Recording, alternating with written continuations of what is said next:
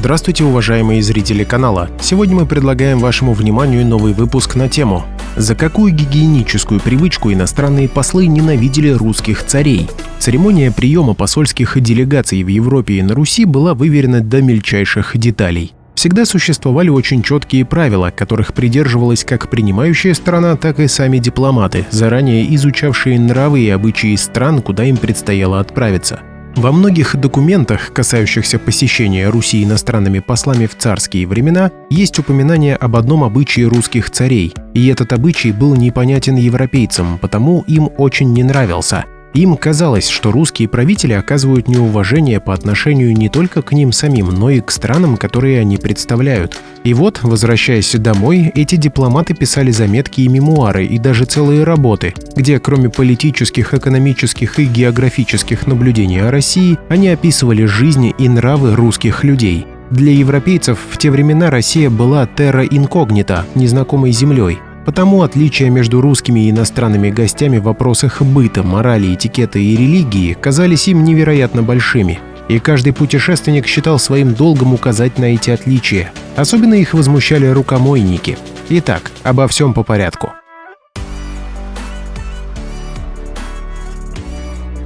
В наше время многие люди после рукопожатия протирают руки салфетками или антибактериальным гелем. Никто не обижается, каждый понимает, что это забота о собственном здоровье. А раньше подобных приспособлений не было, была только вода, которой и смывали всю заразу. Но не везде. В странах Европы, например, руки мыть не любили. А на Руси эта хорошая привычка привечалась во всех слоях населения и удивляла иностранцев. Первый раз про обычаи омовения рук московским правителям после прикосновения к нему иностранных послов сообщал австриец Сигизмунд Герберштейн.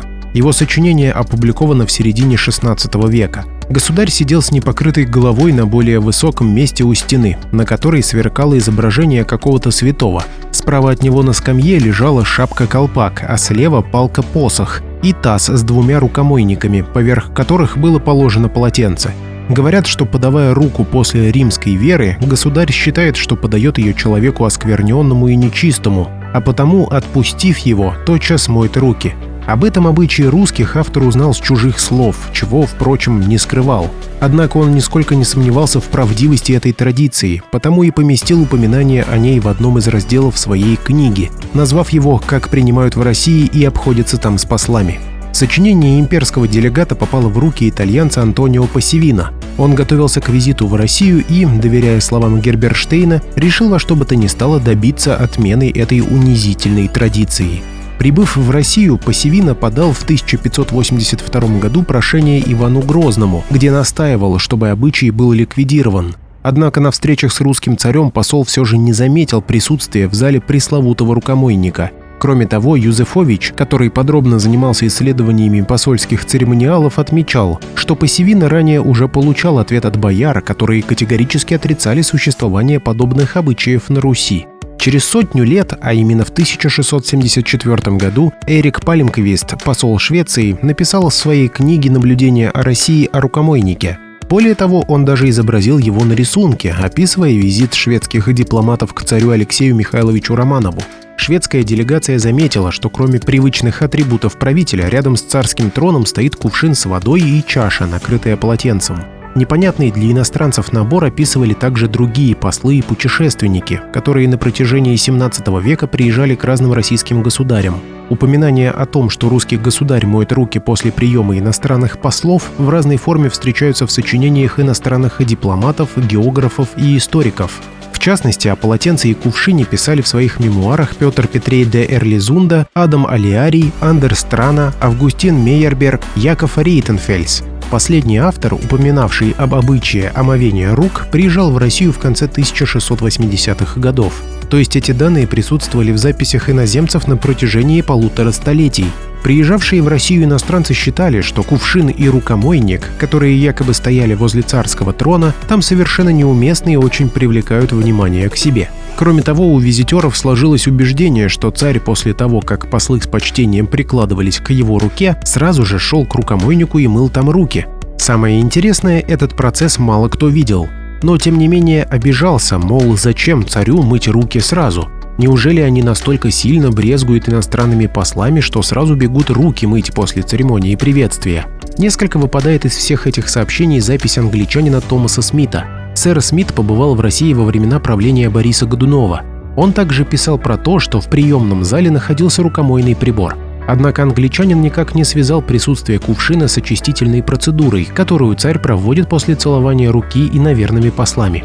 Но почему же этот рукомойник и кувшин вполне могли находиться во время приема послов возле царя? Некоторые исследователи считали, что руки царь действительно мыл, но не сразу после поцелуя. Это объяснялось двумя причинами. Первое – существовала необходимость мыть руки после любых приемов, не только иностранных. Ведь в те времена народ косили нескончаемые эпидемии, и особенно много их было в кишащей нечистотами Европе. Русские цари и их окружение знали об этом и сразу мыли руки после визитов нечистых иностранцев. Мало ли что. В книге Глеба Носовского «Царские Римы междуречия Оки и Волги», кстати, этот автор придерживается псевдонаучной теории под названием «Новая хронология», потому есть сомнения в ее правдивости. Данный обычай объясняется тем, что в православии правильными христианами были лишь те, кого крестили, троекратно погружая в воду.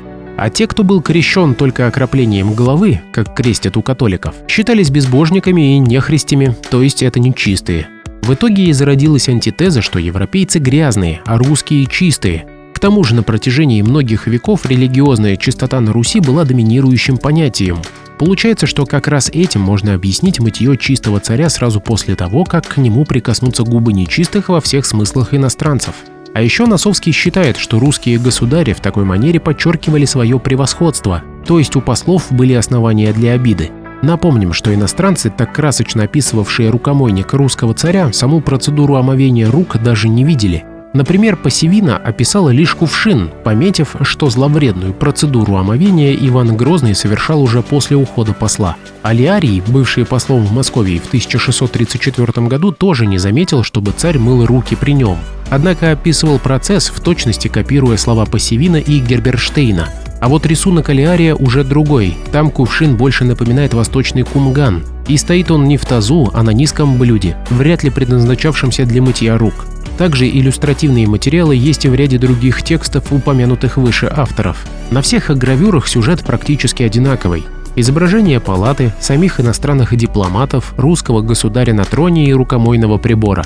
А вот у Эрика Пальмквиста в тексте вообще нет упоминания об обычае омовения рук. Однако гравюра в его книгах изображает рукомойный прибор. А ниже есть даже пояснительная надпись. Если обращаться к русским источникам, которые непосредственно относятся к описанию приема иностранных послов, в частности, это посольские книги и столбцы делопроизводства посольского приказа, отсутствуют какие-либо упоминания как о самом обычае царского омовения рук, так и о присутствии в палате во время аудиенции каких-либо умывальных принадлежностей. Если бы там что-то такое было, то это упоминалось бы, так как выдачу ряда предметов, вносимых в палату для посольского приема, например, стола и часов, документы эти фиксируют. Потому невольно напрашивается вопрос, а был ли этот рукомойник на самом деле? Может, иностранцам показалось? Или же они принимали за рукомойник гордых русских царей просто кувшинчики с медом или вином? Послы же просто предвзято относились к русским. Кстати, эту версию может подтверждать тот факт, что все вышеупомянутые дипломаты потерпели неудачу во время своих визитов в Россию и, пытаясь оправдаться, придумали унизительную процедуру мытья рук. Остальные же просто пересказывали услышанное, в очередной раз говоря о дикости и непокорности русского народа.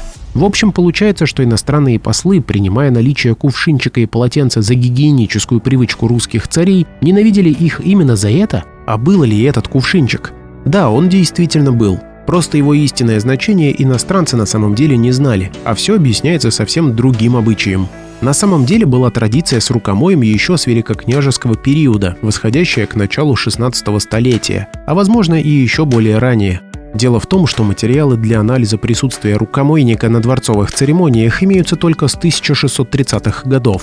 Потому не исключено, что на тот момент традиция имела место быть в затухающем или измененном виде и была уже несколько иной по содержанию. За отсутствием документальных источников сами истоки и первоначальный смысл традиции присутствия рукомойных принадлежностей при приеме иностранных дипломатов великими князьями московскими остаются неясными. Скорее всего, обычай имеет византийское происхождение. Например, в работе грека Константина Багрянородского о церемониях описывается порядок приема византийским Василевсом послов от сарацин. Во время этой церемонии сарацины облачаются в одежды и украшения, пожалованные императором. Потом, когда церемониал, а затем пир подойдут к концу, послы должны совершить омовение из приготовленных заранее чаш, отереться драгоценными полотенцами и умастить себя благовониями. И только потом они могут покинуть дворец Василевса. Может быть, русские князья перенесли этот обычай, но сделав его несколько иным? То есть они сами мыли руки после посещения иностранцев? Правда, по отношению к 17 столетию нужно признать маловероятной версию об очистительном омовении руки, которую обозначил впервые Герберштейн. И если по отношению к царствованию Михаила Федоровича еще можно сомневаться, то при Алексее Михайловиче религиозно-очистительный подтекст рукомойника исключается. В этом можно убедиться, изучая документы о прецедентах выноса кувшина во время приемов лиц православного вероисповедания. Кроме того, в 1660-е и 1670-е годы сложилась практика выноса рукомоя только для аудиенций западных дипломатов высшего ранга, которые считались наиболее важными для русской стороны посольствами. Интересно, что иностранцам при этом показывали невероятно великолепный сосуд, который, разумеется, не использовали по его непосредственному назначению, то есть это было всего лишь украшением царской палаты. Если Иван Грозный и мыл руки, то во время правления первых Романовых рукомойный гарнитур стал частью убранства залы, в которой происходил прием послов. Кувшины и полотенца наряду с другими предметами демонстрировали богатство сокровищницы российского государя, а послы подумали, что их унижают. Вот оно, различие в менталитетах. Для того, чтобы посмотреть и узнать еще больше интересных фактов неизвестной истории России, подпишись на канал и поставь лайк. Мы постараемся донести до каждого зрителя настоящую неизвестную историю России.